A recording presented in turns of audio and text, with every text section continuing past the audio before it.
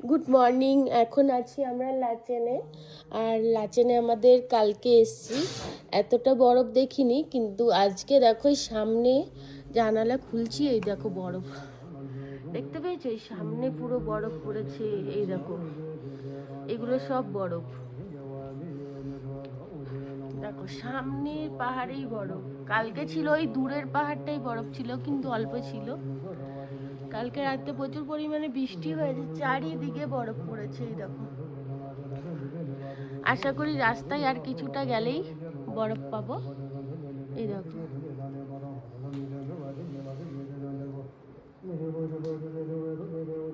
পুরো গাছের মাথায় মাথায় বরফ পড়েছে।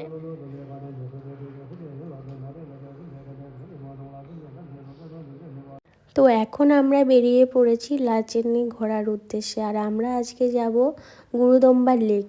তো গুরুদম্বার লেক যাওয়ার সময় রাস্তাতে এত স্নোফল হচ্ছে, মানে ফার্স্টে যে রাস্তায় ছিলাম সেখানে কোনো আমরা বরফ দেখতে পাইনি, কিন্তু যত উপরে উঠছি বরফের সংখ্যাও বেড়ে যাচ্ছে।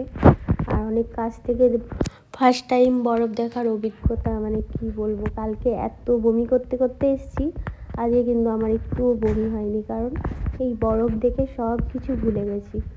শরীর খারাপও আমার ঠিক হয়ে গেছে। রাস্তার কথা তো কিছু বলারই নেই, এত বাজে রাস্তা। এদিকে নাকি এরকমই হয়, সেটা তো আমি জানি না, ফার্স্ট টাইম। আর দেখো রাস্তা এখন ঠিক আছে, যত এগোচ্ছি যত ওপরে উঠছি গাছপালাও কমে যাচ্ছে, আর রাস্তাও প্রচুর খারাপ। এখন তো অনেকটাই নিচে আছি, তাই এখন গাছপালা দেখা যাচ্ছে। এখানে ওয়াটারফলটাও কিন্তু স্নো পড়েছে, সেই জন্য ওয়াটারফলটা ওপর থেকে খুব একটা বেশি আসছে না, কারণ ওপরে এখনও বরফ, সেই জন্য ওয়াটারফলে অল্পই জল পড়ছে, বেশি পড়ছে না। এই দেখো দেখলে।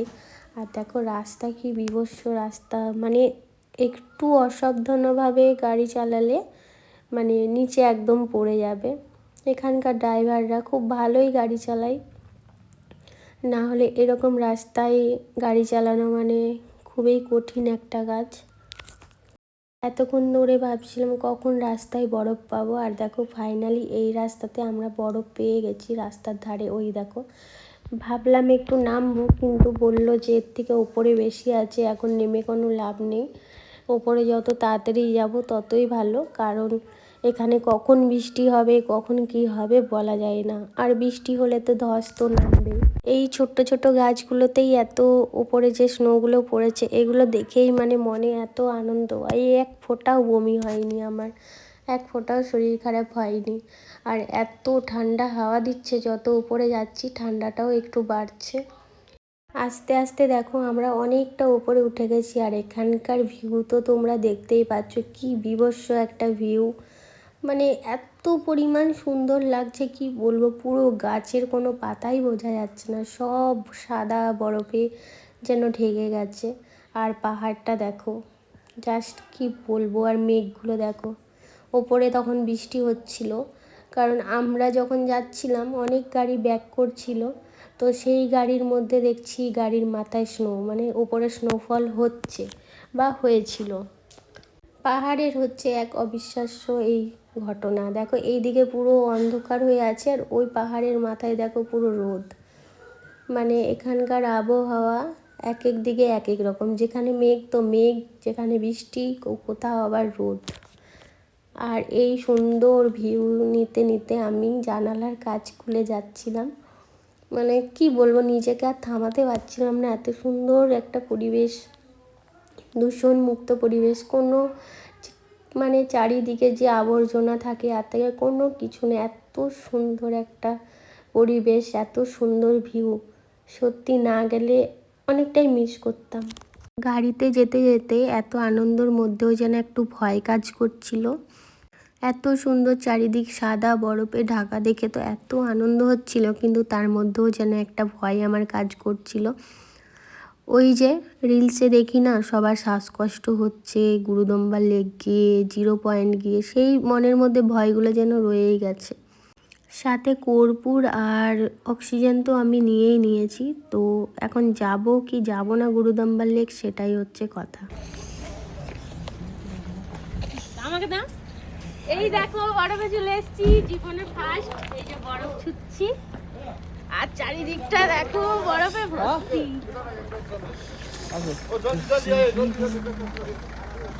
এই আসো।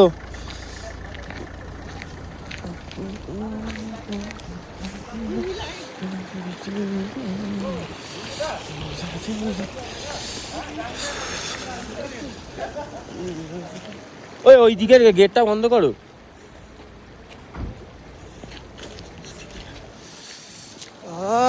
একটা জায়গায় দাঁড়িয়েছিলাম, জায়গাটার নাম ঠিক জানা নেই। তারপরে ওখান থেকে ওঠার পরেই না আমার একটু শ্বাসকষ্ট না, মানে একটু যেন অসুবিধা হচ্ছিল এরকম, তার জন্য কর্পূর নিচ্ছিলাম।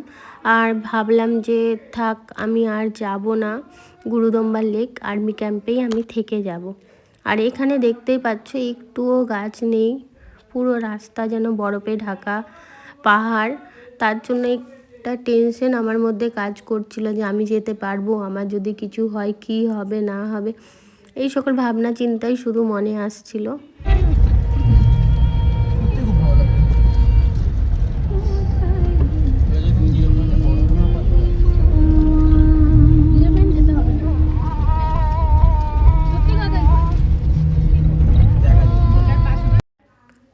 আর্মি ক্যাম্প থেকে আমরা বেরিয়ে গেছি, ওখানে সব চেকিং হচ্ছিল অক্সিজেন নিয়েছি কি না। তো এখানে আস্তে আস্তে দেখো স্নোফলও শুরু হয়ে গেছে। হয়তো তোমরা ক্যামেরায় কতটা বুঝতে পারছো আমি ঠিক মানে বুঝতে পারছি না, কিন্তু দেখো হালকা হালকা বোঝা যাচ্ছে। আর এখানে রাস্তা প্রচুর স্লিপ ছিল, সেই জন্য একটু সাবধানভাবেই গাড়ি চালাতে হচ্ছিল। আর ওখানকার ওয়েদার তো দেখলে, আর এখানের ওয়েদার দেখো, এত রোদ, মানে কি বলবো, দেখো চারিদিকটা রোদের কারণে পুরো জায়গার মানে ক্যামেরাতে ছবিটা এত সুন্দর এসছে। আর এখানে পাহাড়ের উপরে দেখছি আর্মিরা সব পাহারা দিচ্ছে, যে যার কাজে আছে দেখছি। ওখানে ছোট্ট ছোট ঘরও করা আছে, ওখানেই হয়তো ওরা থাকে। আমরা এত ঠান্ডায় একদিন গিয়ে আমাদের অবস্থা খারাপ হয়ে যাচ্ছে। অবস্থা খারাপ বলতে সেরকম কিছু না, কিন্তু যারা দীর্ঘদিন থাকে তাদের একটা অভ্যাস হয়ে যায়, সেই অভ্যাসটা আমাদের নেই। আর্মিরা এখানে সব সময় থাকে, ওদের যে কত কষ্ট হয় কি জানি। আমাদেরকে সুরক্ষা দেওয়ার জন্য, আমাদের জন্যই ওরা এত কষ্ট করে। ওই যে পাহাড়ের ওখানে যে খুব মানে গোল গোল ছোট্ট ছোট্ট ঘর রয়েছে, ওখানেই দেখছি আছে, এই সাইডেও আছে অনেক আর্মি। আর এই পাহাড়টা এত সুন্দর লাগছে, যেন একটা সাদা পাথরের মতো লাগছে, সাদা কালো পাথরের মতো। আর পুরো নাজারা দেখো, মরুভূমির মতো ফিল আসছে এখানে।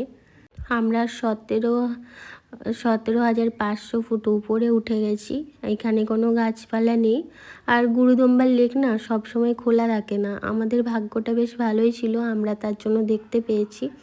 আমরা আসার পরেই নাকি বন্ধ হয়ে গেছিলো গুরুদম্বার লেক। তো দেখতেই পাচ্ছ চলেই এসছি অনেকটাই গাছে। আর যত উঠছি মানে মনে ভয় লাগছিল, আমি তো ভেবেছিলাম যাব না, আর্মি ক্যাম্পে থাকবো, কিন্তু আমাকে সবাই জোর করে নিয়ে গেছে যে কিছু হবে না চল। ভাগ্যিস আমি এসেছি, জোর করে হলো ওদের জোরে। তো তার জন্য এত সুন্দর একটা মানে ভিউ আমি দেখতে পেয়েছি। এই লেকটা এত সুন্দর লাগছে, কি বলবো, এই লেকটা দেখতেই মানুষ আসছে, জানি না কেন, কিন্তু যারাই আসবে না কেন লেকটার প্রেমে পড়ে যাবে। আর আমি শুনলাম নাকি এই লেকটার জল কখনো পুরো বরফে মানে ভর্তি হয়ে যায় না, এক পাশটা হলেও জল থাকে, আর অন্য পাশে বরফ থাকলেও এক পাশটা জল থাকবেই, হয়তো কোনো একটা কারণের জন্য এটা। তো আমরা নিচের দিকে আর নামিনি, আমরা উপরেই ছিলাম।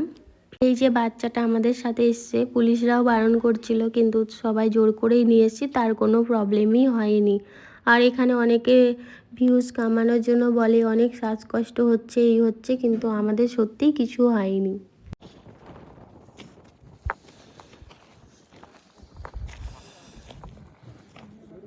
ছোট থেকে বড়, বড় থেকে ছোট দাও, ওগুলো একটা ছোট্ট দিয়ে দাও, হয়ে গেছে। আমার এটা দেখো, আমার মনস্কামনা পূর্ণ করার জন্য করেছি। দেখি দেখো গুরুদম্বার লেকে চলে এসেছি। আমার কিন্তু একটুও শ্বাসকষ্ট হয়নি, আমার অনেক প্রবলেম আছে, তাও শ্বাসকষ্ট হয়নি। সামনে আসো, সুন্দর। আর আমি ভাবছি -0 আমার শ্বাসকষ্ট হবে না, কারণ এখানে যখন আসতে পেরেছি ওরা যদি শাড়ি পরে সোয়েটার না পরে রিলস করে, হবেই তো। দেখো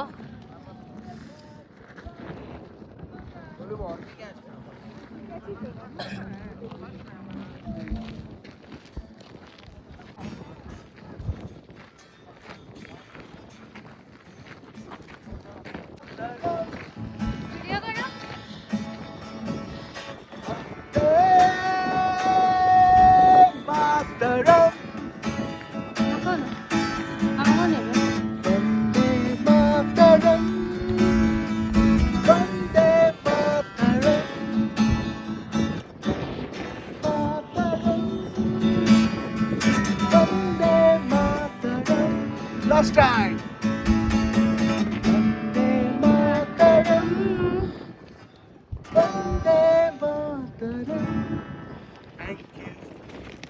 গুরুদম্বার লেক থেকে লাচেন যাওয়ার পথে আমরা দেখতে পেলাম এই দেখো কতগুলো হরিণ। আর একটাই কথা ভাবছি, হরিণগুলো খায় কি? হরিণগুলো কি তাহলে অনেক দূর থেকে এখানে এসছে? কারণ এখানে তো গাছপালা নেই, ঘাসও নেই, খাবেটাই বা কি তারা? গুরুদম্বার লেক থেকে লাচেন যাওয়ার পথে অনেক স্নোফল পেয়েছি। আর সত্যি কথা বলতে আমাদের ট্রিপটা সাকসেসফুল এই স্নোটা পাওয়াতে। কারণ আমরা এক গুরুদম্বার লেকও পেয়েছি, দুই হচ্ছে এত সামনে এত বরফ দেখবো, মানে মার্চ মাসে এপ্রিল মাসে এটাই হয়। তো আর স্নোফলটাও পেয়ে গেছি, তো অনেকটাই ভালো লাগছে যে স্নোফলটা দেখতে পেরেছি।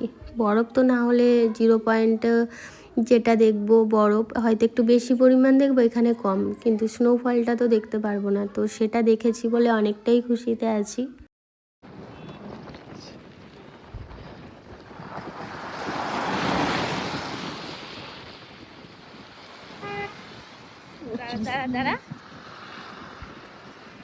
চারিদিক দেখো, লাইভ স্নোফল, চারিদিক পুরো সারাই সারাই ভর্তি। ও কি আনন্দ লাগছে দেখতে পাচ্ছ, মানে কি বলবো, কিচ্ছু বলার নেই, এত সুন্দর ভিউ আর এই স্নোফল, মানে কিছু বলার নেই। আমি জাস্ট দেখে মুগ্ধ। ওই দেখো পাহাড়ে পুরো বরফ, এই দেখো, এই দেখো। কেমন লাগছে তোমার? ভালো। কিন্তু কানগুলো মনে হচ্ছে বন্ধ হয়ে গেছে, মানে পুরো তালা লেগে গেছে কানের মধ্যে, এরকম লাগছে। এই দেখো হাতে বরফ, এই দেখো। আর এখানটায় যখন যাচ্ছিলাম গুরুদম্বার লেক, এখানটায় পুরো বরফ ছিল, কিন্তু এখন আর বরফ নেই, রোদ উঠেছিল, গলে গেছে। হঠাৎ আবার এই স্নোফল স্টার্ট হয়েছে, প্রচুর বরফ ছিল এখানে। এই দেখো আমাদের গুরুদম্বার লেক ঘোরা হয়ে গেছে, আর আমরা দুপুরবেলায় চলে এসেছি হোটেলে, আর এখানেই খাওয়া দাওয়া করে নিলাম। এখনকার মতো টাটা, আবার পরে দেখা হবে।